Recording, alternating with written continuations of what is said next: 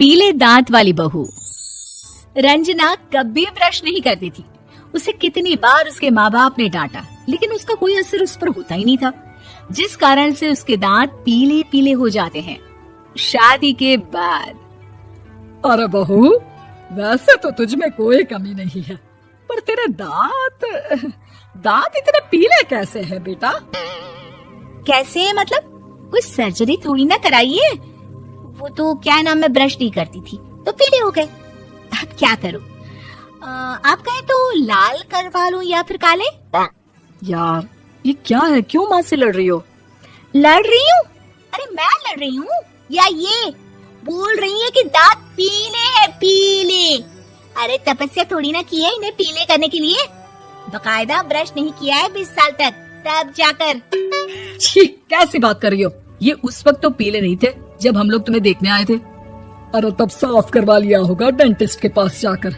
अब देखो कैसे पीले पीले लग रहे हैं। रंजना सास की तरफ गुस्से से देखती है। फिर शुरू हो गई पीले पीले पीले।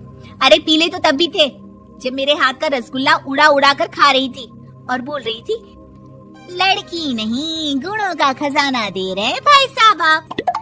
खैर अब वो लोग करते भी तो क्या करते, पीले दांत वाली बहू पल्ले पड़ी थी तो झेलना तो था ही। एक दिन कीर्तन में रंजना गाना गा रही थी। अरे कमला बहन, माँ का द्वार है, यहाँ तो सब शुद्ध होकर आते हैं, फिर अपनी बहू को ब्रश भी नहीं करवाती तुम। दूर से पीले पीले दांत भक्ति में बाधा उत्पन्न कर रहे हैं। और कोई 2 साल की बच्ची थोड़ी ना लेकर आई हूँ मैं बहू बनाकर। अच्छी खासी लड़की है, अरे कैसे करवाऊं ब्रश? ये तो उसे खुद करना चाहिए ना। अब माँ बाप तो इसके जैसे तैसे निपटा दिए, ये नहीं सोचा कि सास कैसे संभालेगी।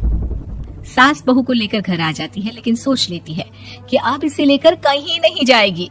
अगले रोज बहू कहती है, अरे क्या हो गया, मंदिर नहीं जाना क्या? कीर्तन का वक्त हो रहा है। मेरी मधुर वाणी से कान्हा जी जागते हैं और सोते हैं। आप तो जानती है ना उनकी भक्ति में कितना मन लगता है मेरा। वो क्या है ना, तबीयत ठीक नहीं लग रही है मेरी, आराम करूंगी मैं। तबीयत ठीक नहीं लग रही? अभी तो मिथुन के गाने पर नाच रही थी आप, और अब बोल रही है कि तबीयत ठीक नहीं लग रही। अरे भक्ति में मन लगा लो सासू माँ, ऊपर जाना है, क्या मुंह दिखाओगी आप? हाँ? सास को बहू की बात पर गुस्सा आ जाता है। मैं क्या मुंह दिखाऊंगी, इसकी चिंता तो ना कर, समझी? अपने मुंह की चिंता कर, जो ये पीले पीले दांत लेकर हर जगह पहुंच जाती है। पता है लोग कितना मजाक बनाते हैं। ना जी ना, मैं नहीं जाना कहीं तेरे साथ।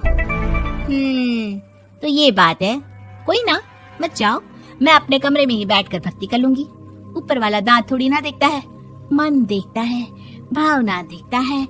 और अरे बस बस, तू सब कुछ दिखा, बस ये सफेद चमकदार दांत ना दिखाना किसी को, है? जा यहाँ से। बहू को सास की बात का कोई फर्क नहीं पड़ता, वो तो जैसी थी वैसी ही रह जाती है।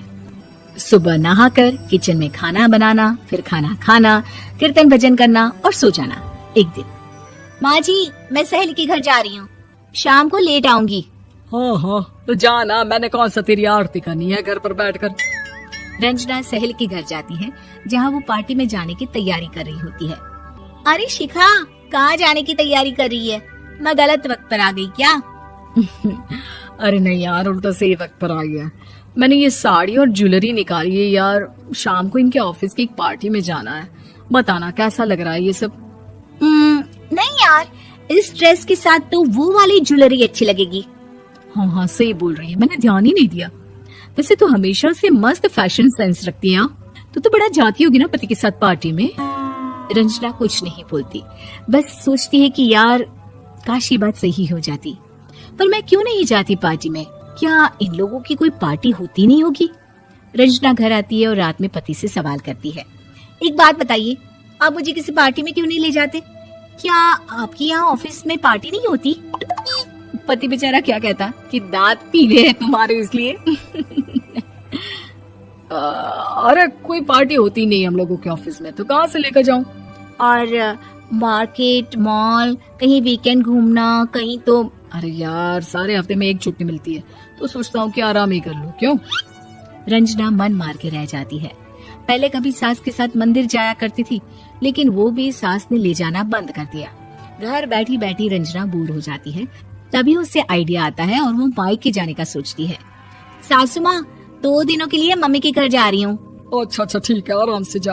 और हाँ, माँ से कुछ अच्छी आदत सीख कर आना कि कैसे शरीर के हर भाग की तरह दांतों की सफाई भी जरूरी होती है, समझी?